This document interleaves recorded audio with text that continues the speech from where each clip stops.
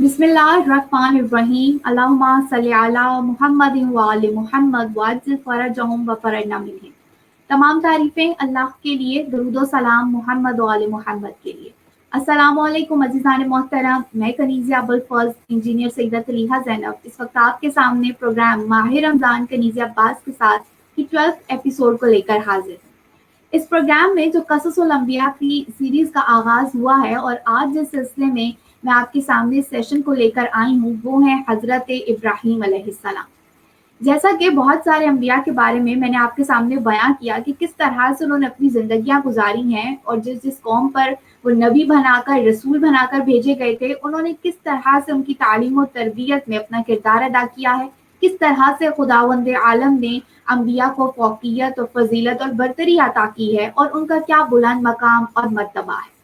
आज जिस अजीम शान नबी का मैं जिक्र करने जा रही हूँ वो है हजरत इब्राहीम अलैहिस्सलाम कि जिनको ये शर्फ अजीम हासिल है कि उनको खलीलुल्लाह कहकर भी पुकारा जाता है, यानी वो इस कदर बुलंद मकाम और मर्तबा रखते हैं कि दुनिया उनको अल्लाह का दोस्त कहकर पुकारती है। अज़ीज़ान मोहतरम, रवायात के मुताबिक हजरत इब्राहीम अलैहिस्सलाम एक मकाम पर इस दुनिया में उनकी आमद हुई, विलादत हुई कि जिस जगह को बाबल या कूफा कहा जाता है और ज्यादातर उलमा ने और अहले कलम ने यही लिखा कि बाबल और कूफा एक ही जगह के दो नाम हैं। जिस वक्त हजरत इब्राहीम अलैहिस्सलाम इस दुनिया में आए हैं उस वक्त नमरूद की हुकूमत थी।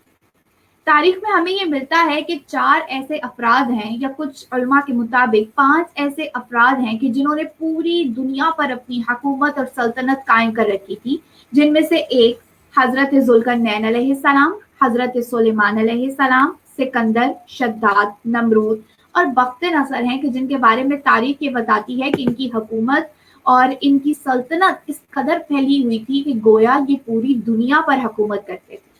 जिस वक्त नमरूद की बादशाहत थी और उसकी सल्तनत का अरूज था, ये वो वक्त है कि जब हजरत इब्राहीम अलैहिस्सलाम को अल्लाह रब्बुल इज्जत ने इस दुनिया में भेजा है। नमरूद की क्या अजीम और शान बादशाहत थी कि उस सिलसिले में तारीख में हमें ये मिलता है कि वो रुए ज़मीन पर हुकूमत कर रहा था, वो निहायत आदिल था और अपनी कौम के साथ बहुत अच्छा बर्ताव करता था, यानी उनकी हर तरह से आराम का, उनके हर तरह से हकूक का ख्याल रखता था।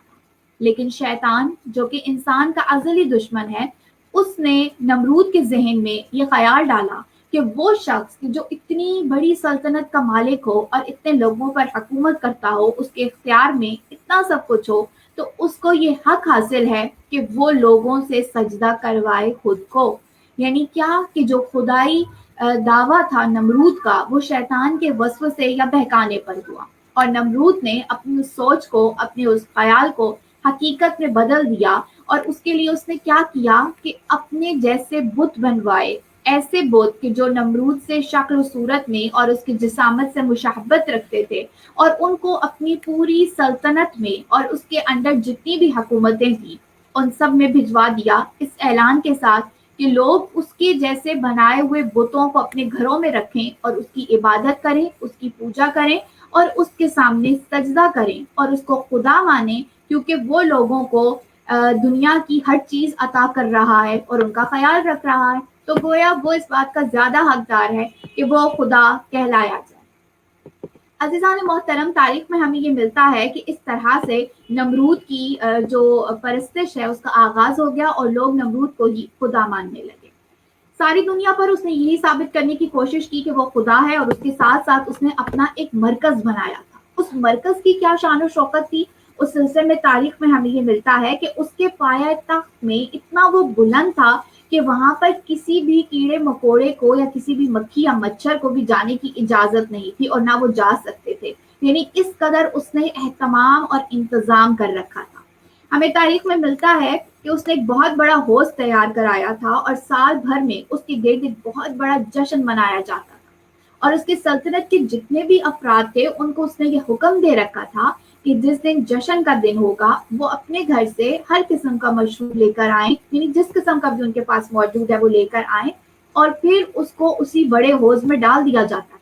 और जश्न खत्म होने के बाद नमरूद अपने गुलामों से ये कहता था कि जो शख्स जो लेकर आया है, शरबत लेकर आया है या जो भी चीज लेकर आया है, उसको वही वापस की जाए और लोगों को वो जो लाए हुए थे वही वापस कर दी जाती थी। تو گویا لوگوں کے سامنے اس نے اپنی بادشاہت کا یا اپنے علم کا ایک امیج بنا رکھا تھا کہ جس کی لوگ پوجا کرتے تھے اور جس کو مانتے تھے.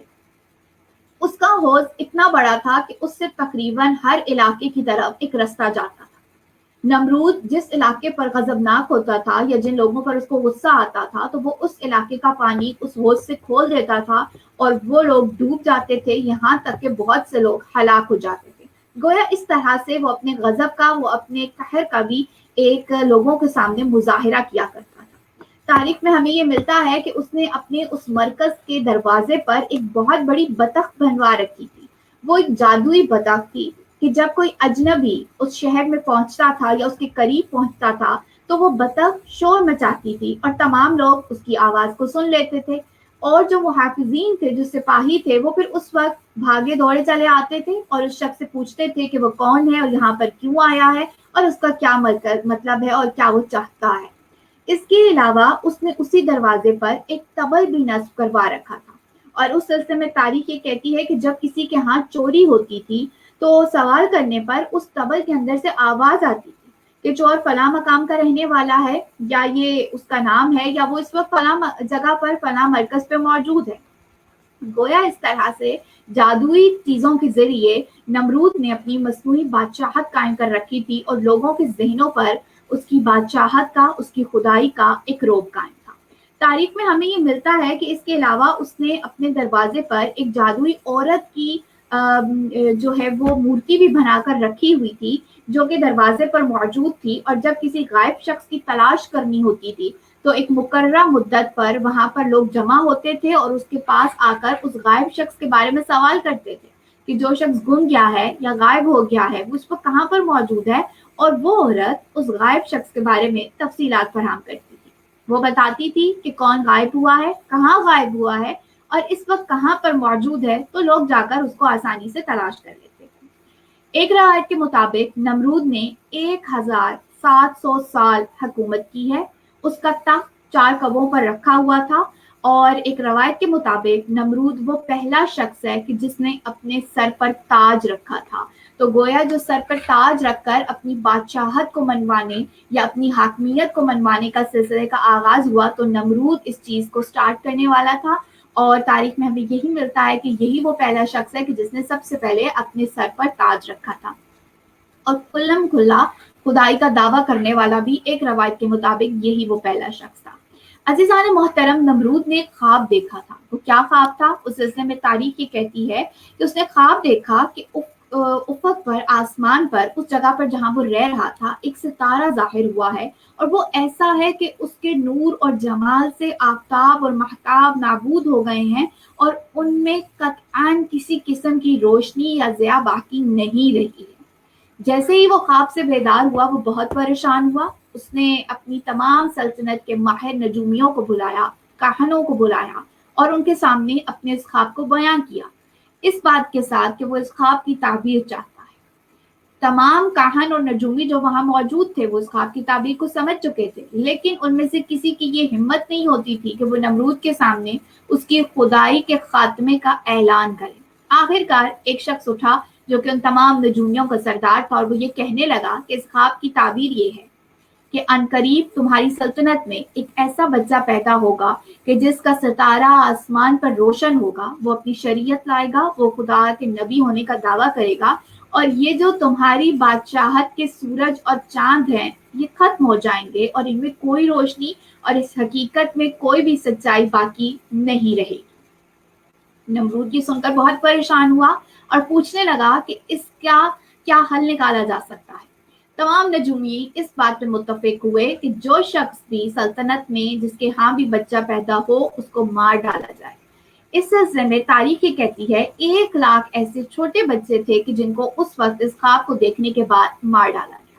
لیکن اللہ رب العزت کی حکمت تھی اور یہ راز تھا کہ جناب ابراہیم علیہ السلام کی والدہ نے وقت ولادت حضرت ابراہیم علیہ السلام ایک غار کا، ایک پہاڑ کا رخ کیا اور وہاں پر اس ڈر سے حضرت ابراہیم علیہ السلام کو چھوڑ آئیں کہ اگر وہ واپس شہر میں لے کر جائیں گی تو ان کو قتل کر دیا جائے گا. ایک روایت کے مطابق حضرت ابراہیم علیہ السلام کی والدہ جب آپ کو چھوڑ کر واپس آ رہی تھی تو نہایت پریشان ہوئی کہ کہیں کوئی جنگلی جانور یا درندہ آپ کو نقصان نہ پہنچائے، لہٰذا وہ رستے سے واپس پلٹی اور غار کے باہر ایک بہت بڑا پتھر رکھائیں کہ جس سے کسی شخص کو بھی وہاں پر جانے کا گمان تک نہ ہوا۔ روایات یہ بتاتی ہیں کہ کچھ عرصے کے بعد جب حضرت ابراہیم علیہ السلام کی والدہ اپنے بیٹے کو دیکھنے کے لیے دوبارہ اس غار میں گئی تو کیا دیکھا کہ حضرت ابراہیم علیہ السلام اپنے منہ میں انگوٹھا ڈالے اسے چوس رہے ہیں، اور روایات یہ بتاتی ہیں کہ حضرت ابراہیم علیہ السلام کے انگوٹھے سے دودھ، شہد اور پانی نکلتا تھا۔ یہی وجہ ہے کہ علماء یہ لکھتے ہیں اور اہل قلم نے اس بات کو لکھا کہ کچھ بچے بچپن میں جو اپنا انگوٹھا چوستے ہیں تو گویا وہ سنت حضرت ابراہیم علیہ السلام کو انجام دے رہے ہوتے ہیں۔ روایات کے مطابق حضرت ابراہیم علیہ السلام صرف 15 دن غار میں رہے تھے، کیونکہ ان کا جو جسم کی نشو نما تھی یا جو ان کے بڑھنے کی رفتار تھی وہ عام بچوں سے بہت زیادہ مختلف تھی۔ ایک روایت کے مطابق آپ غار میں 13 سال رہے ہیں، اور ایک روایت کے مطابق آپ کچھ عرصہ غار میں رہے اور پھر آپ کی والدہ آپ کو لے کر شہر میں آ گئی۔ عزیزان محترم، روایات یہ بتاتی ہیں کہ جب حضرت ابراہیم علیہ السلام جوان ہوئے اور ان کی والدہ ان کو لے کر غار سے باہر آئیں، آپ اپنی والدہ کے ساتھ جا رہے تھے اور خداوند عالم نے آپ کو نبی بھی مبعوث کر دیا تھا۔ اس وقت آپ نے راستے میں جب جانور دیکھے جن میں بیل، اونٹ اور دیگر جانور تھے تو آپ نے اپنی والدہ سے پوچھا کہ یہ کیا ہے؟ آپ کی والدہ نے بتایا کہ یہ جانور ہیں۔ انہوں نے دوبارہ سوال یہ پوچھا کہ ان کا خالق کون ہے؟ تو آپ کی والدہ نے کسی قسم کا بھی جواب دینے سے اس وقت پرہیز کی، یعنی حضرت ابراہیم علیہ السلام کو اس سوال کا کوئی بھی جواب نہ دیا۔ رات قریب تھی۔ جب رات ہوئی تو حضرت ابراہیم علیہ السلام نے کچھ افراد کو دیکھا کہ جو ان ستاروں کی پوجا کر رہے تھے جو کہ آسمان پر ظاہر ہوئے تھے۔ انہوں نے یہ پوچھا کہ کیا یہ ہمارا رب ہے؟ ان ستارہ پرستش کرنے والے افراد نے جواب دیا کہ ہاں، یہی ہمارے رب ہیں۔ پھر انہوں نے جب چاند کی پوجا کرنے والے لوگوں کو دیکھا کہ ایسے افراد کو دیکھا کہ جو چاند کی پوجا کر رہے تھے تو پوچھنے لگے کہ کیا یہ ہمارے رب ہیں؟ انہوں نے کہا یہی رب ہیں۔ جب صبح ہوئی اور انہوں نے دیکھا کہ کچھ افراد سورج کو دیکھ کر اس کی عبادت کر رہے ہیں، اس کے آگے سجدہ ریز ہو رہے ہیں، تو پوچھنے لگے کہ کیا یہ ہمارا رب ہے جو بہت روشن ہے؟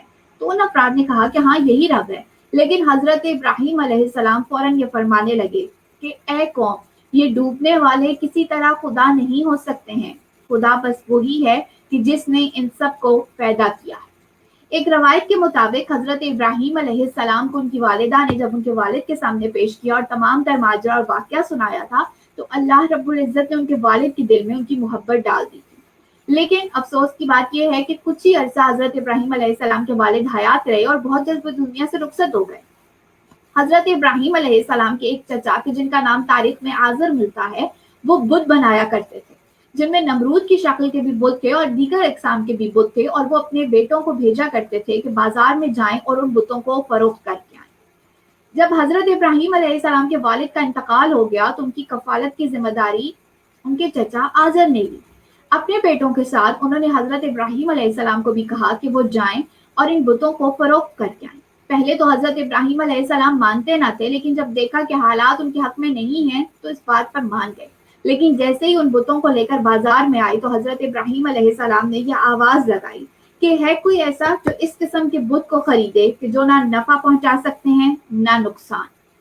جیسے ہی حضرت ابراہیم علیہ السلام نے اس جملے کے ساتھ صدا لگائی تو تمام لوگ حیران اور پریشان حضرت ابراہیم علیہ السلام اور ان بتوں کی جانب دیکھنے لگے۔ اس طرح سے ان بتوں کی جو فروخت تھی وہ بہت کم ہو گئی اور بہت کم افراد نے ان کو خریدا۔ ان کے چچا نے ان سے کہا کہ کیوں ایسے تم نے کیا ہے؟ تو حضرت ابراہیم علیہ السلام نے جواب دیا کہ چچا جان، آپ آخر ایسے بتوں کو کیوں پوجتے ہیں جو نہ سن سکتے ہیں نہ دیکھ سکتے ہیں؟ ان کی عبادت کو چھوڑ دیں اور خدائے واحد کی عبادت کریں۔ حضرت ابراہیم علیہ السلام نے جیسے ہی بازار میں اس آواز کو بلند کیا تھا، اس کے بعد بہت سارے افراد حضرت ابراہیم علیہ السلام کی طرف متوجہ ہوئے، اور جو حضرت ابراہیم علیہ السلام کا خدائے واحد اور یکتا کی طرف بلانے کا کام تھا، اس کی شہرت دور دور تک پھیل گئی، یہاں تک کہ اس کی آواز نمرود کے محل میں بھی گونجنے لگی۔ یہی وجہ ہے کہ تاریخ میں ہمیں ملتا ہے کہ نمرود نے حضرت ابراہیم طلب کیا۔ اب جب حضرت ابراہیم علیہ السلام وہاں پر آئے تو نہ انہوں نے نمرود کو سجدہ کیا، نہ اس کے سامنے جھکے، اور نہ کسی قسم کی کوئی عزت و تکریم ظاہر کی۔ नमरूद ने ये पूछा कि जिस तरह सारी दुनिया मुझे सजदा करती है, आखिर तुमने क्यों नहीं किया? हजरत इब्राहिम ने फरमाया, मैं अपने खालिक के अलावा किसी को सजदा नहीं कर सकता। उसने पूछा, तुम्हारा खुदा कौन है? हजरत इब्राहिम अलैहिस्सलाम ने जवाब दिया, मेरा खुदा वो है जो जिंदा करता है और मारता है। नमरूद ने जब ये जुमला सुना तो फौरन कहने लगा कि ये काम तो मैं भी कर सकता हूँ। एक रवायत के मुताबिक उसने दो ऐसे अफराद को बुलाया जो कि उस वक्त कैद खाने में थे, जिनमें से एक को फांसी की सजा दी जा चुकी थी और दूसरे को सारी जिंदगी कैद में रहने का हुक्म दे दिया जा चुका था। नमरूद ने जिसको फांसी की सजा दी जा चुकी थी उसको आजाद कर दिया और दूसरा कि जिसको कैद में रहने का था उसके लिए हुक्म सुनाया कि उसको फौरन कत्ल कर दिया जाए। गोया उसने अपने सामने ये करके दिखाया कि मैं भी जिंदगी देता हूँ और मैं भी मौत दे सकता हूँ। हजरत इब्राहिम अलैहिस्सलाम ने फौरन ये फरमाया, मेरा खुदा वो है जो मशरिक से आफताब को निकालता है। अगर तुम वाकई खुदा हो तो मगरिब से सूरज को निकाल कर दिखाओ।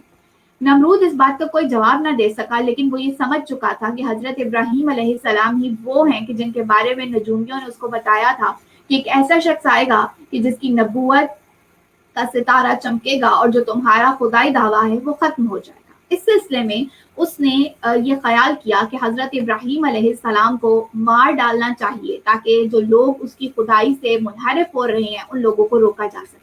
और इसके लिए उसने सबसे बेहतरीन जो तरीका था वो यही सोचा कि इनको आग में डलवा दिया जाए। लेकिन एक और बहुत बड़ी जो बात थी, जिस बात की वजह बनी कि हजरत इब्राहिम अलैहिस्सलाम को आग में डलवाया गया, वो ये थी कि वहां पर एक दिन था कि जिस दिन वो अफराद ईद मनाया करते थे। हजरत इब्राहिम अलैहिस्सलाम को भी उन्होंने कहा कि वो उनके साथ चलें, लेकिन हजरत इब्राहिम अलैहिस्सलाम ने जानने से इनकार कर दिया। किताब हयातुल कुलूब में एक बहुत दिलचस्प रवायत मौजूद है कि जिसके मुताबिक जब उन्होंने हजरत इब्राहिम अलैहिस्सलाम को कहा कि हमारे साथ ईद मनाने के लिए चलो, तो हजरत इब्राहिम अलैहिस्सलाम ने जवाब दिया कि मेरे जहन में एक ज़बह अजीम वाकया मौजूद है कि जिसके बाद मैं किसी किस्म की खुशी में शिरकत नहीं कर सकता। और वो कौन सा वाकया था? वो वाकया करबला था। किताब हयातुल कुलूब में ये रवायत मौजूद है कि हजरत इब्राहिम अलैहिस्सलाम ने उनको ये जवाब दिया कि मैं बहुत गमज़दा हूँ और उस वाकये की याद ने मुझे गमज़दा कर दिया, लिहाजा मैं किसी खुशी में शिरकत के मुताबिक हजरत इब्राहिम अलैहिस्सलाम उनके साथ जाने के लिए चले ही थे कि रास्ते में उनको ठोकर लगी और उनके पांव से खून निकलने लग पड़ा। लिहाजा हजरत इब्राहिम अलैहिस्सलाम ने ये कहा कि तुम जाओ, मैं तुम्हारे साथ नहीं जा सकता। जैसे ही वो लोग इनको छोड़कर जाने लगे तो हजरत इब्राहिम अलैहिस्सलाम ने फरमाया कि जब वापस आओगे तो अपने खुदाओं का हशर देख लेना।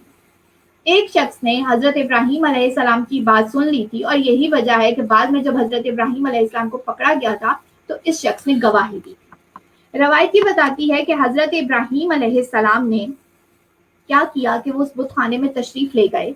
अब वहां पर कुछ ऐसे बुत थे जो चांदी के थे, कुछ ऐसे थे जो सोने के थे, कुछ ऐसे थे जो लोहे के बने हुए थे और बांस, पत्थर और लकड़ी के थे। एक रवायत के मुताबिक वहां जो बुत थे उनकी तादाद 9 थी और वो सब आला दर्जे के बुत थे। उन बुतों में जो सबसे बड़ा बुत था वो सोने का बना हुआ था और जवाहरात उसके ऊपर लगे हुए थे। उसकी आंखें दो गोहर शहवार की तरह थी।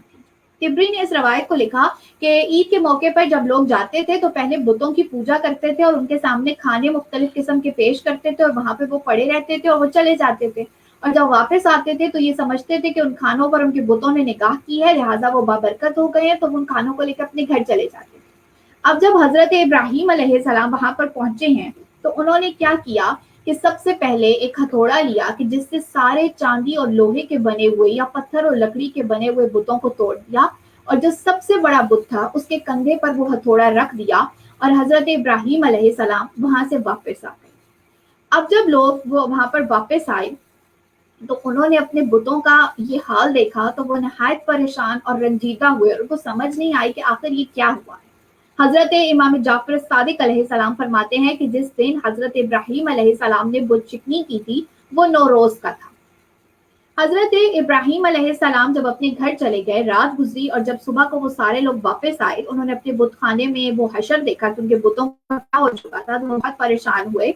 रवायती बताती हैं कि वो लोग नमरूद के बारगाह में हाजिर हुए और सबसे पहले उसी को जाकर इस बात की इत्तला दी कि सारे बुत टूटे हुए पड़े हैं और जो सबसे बड़ा बुत है उसके कंधे पर हथौड़ा रखा हुआ है। नमरूद ये खबर सुन के बहुत परेशान हुआ, लेकिन कहने लगा कि अब किसको सजा दी जाए कि जब किसी ने देखा ही नहीं उनको तोड़ते हुए। उस मौके पर वो शख्स बोला कि जब हम जा रहे थे तो हजरत इब्राहीम अलैहिस्सलाम ने कहा था कि जब वापस आओगे तो अपने खुदाओं का हशर देख लेना, हो ना हो ये काम हजरत इब्राहीम अलैहिस्सलाम का ही है। इसकी गवाही पर हजरत इब्राहीम अलैहिस्सलाम को गिरफ्तार कर लिया गया, उनको नमरूद के दरबार में पेश किया गया। एक रवायत के मुताबिक बहुत अरसे तक हजरत इब्राहीम अलैहिस्सलाम को कैद खाने में रखा गया और इसी असना में नमरूद ने ये मौका देखा कि एक बहुत बड़ी आग जलाई जाए कि जहां पर हजरत इब्राहीम अलैहिस्सलाम को जलाकर खत्म कर दिया जाए, ताकि जो उनकी नबूवत का दावा है, जो खुदा के वाहिद और यकता होने की वो तबलीग कर रहे हैं, सारे काम को रोका जा सके। रवायात के मुताबिक एक बहुत बड़े मकाम का इंतखाब किया गया और वहां पर ऐसी लकड़ी को चुना गया कि जिसकी आग बहुत ज्यादा देर तक जलती थी, उसको जलाया गया और हजरत इब्राहीम अलैहिस्सलाम को वहां पर फेंका गया। अब वो कैसे फेंका गया, उस सिलसिले में तारीख ये बताती है कि एक ऐसे हथियार को तामीर किया गया कि जिसको मंजनीक कहते हैं और शैतान के बताए हुए तरीके के मुताबिक बनाया गया। तो गर्ज मंजनीक को ईजाद करने वाला शैतान है कि जिसने ये तरीका निकाला, क्योंकि वो आग इतनी ज्यादा थी कि किसी शख्स में ये हिम्मत और जरूरत नहीं थी कि वो वहां तक जा सके। लिहाजा ये एक बहुत बड़ा मसला था कि हजरत इब्राहीम अलैहिस्सलाम को वहां पर कैसे फेंका जाए। और इस सिलसिले में हमें एक और रवायत मिलती है कि वहां आग के करीब छिपकली मौजूद थी जो कि अपनी मुंह की हवा से फूंक के जरिए उस आग को बढ़ाने की कोशिश कर रही थी, तेज करने की कोशिश कर रही थी। यही वजह है कि छिपकली को मारने का हुक्म है। जबकि एक रवायत के मुताबिक मेंढक वहां पर दूर बैठा हुआ था, वो जानता था कि वो नहीं बुझा सकता उस आग को, लेकिन फिर भी वो अपने मुंह में पानी लिए हुए उस आग को बुझाने की कोशिश कर रहा था। यही वजह है कि मेंढक को मारने से मना किया गया है। अजीज़ान मोहतरम, रवायत में है कि जब फरिश्तों ने ये मकाम और मंजर देखा कि हजरत इब्राहीम अलैहिस्सलाम जो कि अल्लाह की जलील कद्र नबी है, उनको आग में फेंका जाने वाला है, तो उन्होंने फौरन खुदावंद आलम की बारगाह में ये दुआ की कि किसी तरह आप अपने इस नबी को बचाएं। तो अल्लाह ने ये फरमाया कि जाओ पूछो क्या वो तुम्हारी मदद चाहता है तो उसकी मदद करो। अब जैसे ही हजरत जिब्रील अलैहिस्सलाम उनके पास आए तो हजरत इब्राहीम अलैहिस्सलाम ने फरमाया कि मेरी मदद, मेरा ताल्लुक तुमसे नहीं है बल्कि अपने खुदा से है। हजरत इब्राहीम अलैहिस्सलाम ने फरमाया कि फिर अपने हजरत जिब्रील अलैहिस्सलाम ने फरमाया हजरत इब्राहीम से कि फिर अपने हाथों को दुआ के लिए उठाएं। तो हजरत इब्राहीम अलैहिस्सलाम ने इसका जवाब दिया कि वो खुदा मेरे आलम से, मेरी इस हालत से वाकिफ है, लिहाजा ये जरूरी नहीं कि मैं अपनी जुबान पर अपनी दुआ को लेकर आऊं। गर्ज ये कि जो फरिश्तों की जमात आई थी वो वापस चली गई। अल्लाह रब्बुल इज्जत ने उस आग को ये हुक्म दिया कि वो हजरत इब्राहीम अलैहिस्सलाम के लिए बाग बन जाए। ठंडी हवा चलने लगी और हजरत इब्राहीम अलैहिस्सलाम के गिर्द नहरें जारी हो गईं और एक बहुत ही अच्छा और जन्नत का समा बन गया। फर्ज ये कि हजरत इब्राहीम अलैहिस्सलाम को कुछ अरसे बाद वहां से निकाला गया तो क्या देखा गया कि आप बिल्कुल सही सलामत हैं। तो वो जो दावा हजरत इब्राहीम अलैहिस्सलाम कर रहे थे खुदा के वाहिद और यकता होने का और अपनी नबूवत का, बहुत से लोग इस मामले के बाद उन पर ईमान ले आए और मुसलमानों की तादाद बढ़ने लगी। अजीज़ान मोहतरम, अब मैं आपके सामने एक ऐसी दुआ को बयान करने जा रही हूँ जो कि खुसूसी तौर पर हजरत इब्राहीम अलैहिस्सलाम ने शियों के लिए की थी। वो क्या दुआ थी? अल्लामा मजलिसी ने इसको अपनी किताब में नकल किया हजरत इमाम मोहम्मद बाकिर अलैहिस्सलाम से कि वो फरमाते हैं कि हजरत इब्राहीम अलैहिस्सलाम एक मरतबा घर से निकले इबादत की खातिर, इबादत की घर से जंगलों और शहरों के मौजूद थे और वहां जा रहे थे कि उनकी नजर एक आबिद पे पड़ी, एक ऐसे आबिद पर कि जिसकी इबादत की वजह से हजरत इब्राहीम अलैहिस्सलाम के दिल में उसकी इज्जत और तकरीम बढ़ गई। हजरत इब्राहीम अलैहिस्सलाम ने उस आबिद को नमाज पढ़ते हुए देखा, इबादत करते हुए देखा, उसके करीब आए और कहने लगे कि ए बंदा ए खुदा, मुझे तुम्हारी नमाज बहुत अच्छी मालूम हुई है, आओ दोनों मिलकर इबादत करते हैं और तुम मुझे अपना मकाम और पता भी बता दो ताकि मैं कभी तुमसे मिलना चाहूँ तो वहां पर आ सकूं। वो आबिद ये कहने लगा कि जगह बताना बेकार है क्योंकि वहां पर आप नहीं पहुंच सकते। हजरत इब्राहीम अलैहिस्सलाम ने कहा कि ऐसी कौन सी जगह है? वो आबिद ये कहने लगा कि दरमियान में बहुत बड़ा पानी का दरिया है। हजरत इब्राहीम अलैहिस्सलाम ने पूछा कि फिर तुम कैसे जाते हो? उस आबिद ने कहा कि मैं अपने तरीके से जाता हूँ, अगर आप मेरे साथ आना चाहते हैं तो मेरे पीछे आए। हजरत इब्राहीम अलैहिस्सलाम उस आबिद के पीछे चलने लगे और जैसे ही दरिया के करीब पहुंचे उस आबिद ने पढ़ा बिस्मिल्लाहिर्रहमानिर्रहीम और उस दरिया पर आसानी चलने लगा। हजरत इब्राहीम अलैहिस्सलाम उसके पीछे पीछे चलते हुए दरिया के पार पहुंच गए। अब जब उस मकाम पर पहुंच गए तो वहां पर हजरत इब्राहीम अलैहिस्सलाम ने उससे कहा कि चलो अब हम इबादत करते हैं और दुआ करते हैं। حضرت ابراہیم علیہ السلام کے اس بات کے جواب میں اس عابد نے کہا کہ میں تو دعا نہیں کروں گا کیونکہ خدا میری دعا نہیں سن رہا. میں نے عرصہ ہوا ایک امر کے لیے دعا کی تھی لیکن بار بار وہ مستجاب نہیں ہوئی، لہٰذا میں نے دعا کرنی چھوڑ دی ہے. حضرت ابراہیم علیہ السلام نے فرمایا خدا جس سے محبت کرتا ہے اس کی دعا دیر میں قبول کرتا ہے تاکہ دعا مانگنے والا شخص خدا سے بار بار مانگتا رہے. اس کے بعد حضرت ابراہیم علیہ السلام نے پوچھا کہ آخر تم نے کیا دعا کی تھی؟ وہ عابد یہ کہنے لگا میں نے یہ دعا کی تھی کہ اے خدا مجھے اپنے عظیم نبی خلیل اللہ حضرت ابراہیم علیہ السلام سے ملا دے، لیکن میری یہ دعا قبول نہ ہوئی. حضرت ابراہیم علیہ السلام مسکرائے اور فرمایا کہ میں ہی خلیل اللہ ابراہیم ہوں اور تمہاری دعا قبول ہو چکی ہے. یہ سن کر اس عابد نے حضرت ابراہیم علیہ السلام کے رخسار کا بوسہ لیا اور بہت خوش ہوا، اور اس کے بعد دونوں نے مل کر عبادت کی اور مومنین کے لیے دعا کی. حضرت امام محمد باقر علیہ السلام فرماتے ہیں کہ جن مومنین کے لیے حضرت ابراہیم علیہ السلام نے دعا کی تھی وہ ہمارے شیعہ ہیں. ایک روایت کے مطابق اس عابد کا نام ماریا بن آسن تھا اور ان کی عمر 660 ایئرز تھی، اور یہ آپ کو حیات القلوب میں بھی مل جائے گی اور دیگر جو تاریخی کتابیں ہیں ان میں بھی مل جائے گی. عزیزان محترم، ضرورت اس امر کی ہے کہ اگر ہم یہ چاہتے ہیں کہ ہمارا شمار ان افراد میں ہو کہ جن کے لیے ابراہیم خلیل اللہ جیسے عظیم الشان نبی دعا کرتے رہے ہیں یا عابد دعا کرتے رہے ہیں یا عبادت گزار لوگ ہمارے لیے دعا کرتے رہے ہیں، تو اگر ہم چاہتے ہیں کہ ہمارا شمار ان عظیم الشان ان سعادت مند افراد میں ہو تو پھر یہ ضروری ہے کہ ہم اپنے کردار کو بہتر کریں اور اپنے کردار کی اثر نو تعمیر کریں، بالخصوص اس ماہ مبارک میں، ماہ رمضان مبارک میں، جس میں خداوند عالم نے جنت کے دروازے کھول دیے ہیں، جہنم کے دروازے بند کر دیے گئے ہیں اور شیاطین بھی باندھے ہوئے ہیں. خداوند عالم نے اس ماہ مبارک میں ہمیں اپنی مہمان نوازی میں لیا ہے اور ہمارا شمار سعادت مند افراد میں قرار دیا ہے. بس ضرورت اس امر کی ہے کہ ہم اپنی حقیقت کو سمجھیں، اپنے آپ کو سمجھیں اور اپنا محاسبہ کریں اور کوشش کریں کہ ایسے عمل صالح انجام دیں کہ جس کی وجہ سے ہم خدا کی رضا اور خوشنودی حاصل کر سکیں. آمین یا رب العالمین. اللہم صلی علی محمد و آل محمد وعجل فرجہم وفرجنا منہم.